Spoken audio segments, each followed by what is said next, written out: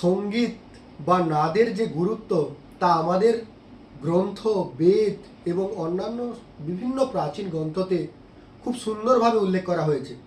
সঙ্গীত শুধু যে বিনোদনের বিষয় নয়, সঙ্গীত আমাদের চিকিৎসা শাস্ত্রের প্রয়োজনীয় একটি বিষয়, সঙ্গীত আমাদের কৃষির জন্য প্রয়োজনীয় একটি বিষয় এবং সঙ্গীত শিক্ষার জন্য প্রয়োজনীয় একটি বিষয়।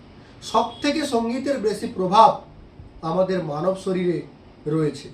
মানব শরীরের বিভিন্ন রোগ নিরাময়ের জন্য সঙ্গীতের প্রাচীনকালে ব্যবহার করা হতো। আমরা প্রত্যেকেই জানি যে আয়ুর্বেদ, যেটা অথর্ববেদের উপবেদ, এবং সামবেদের উপবেদ হলো গান্ধর্ব বেদ।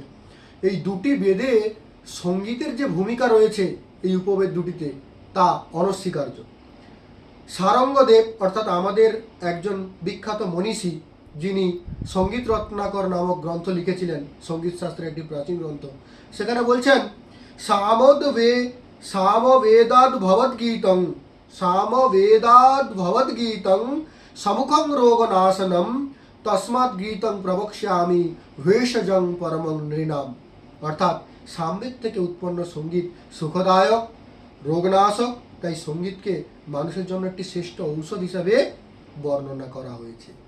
আর নাদের গুরুত্ব সম্পর্কে বলা হচ্ছে সঙ্গীত রত্নাকরে, কি বলছে?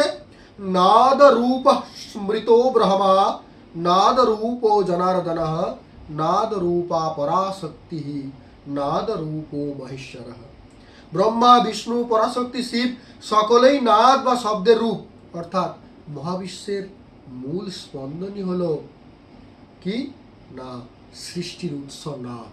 এই ওমকার যে ধ্বনি, প্রণব, এটাই সমস্ত মহাবিশ্বের সমস্ত দেবতার, দেবদেবীদের, সমস্ত প্রাণীর শরীর।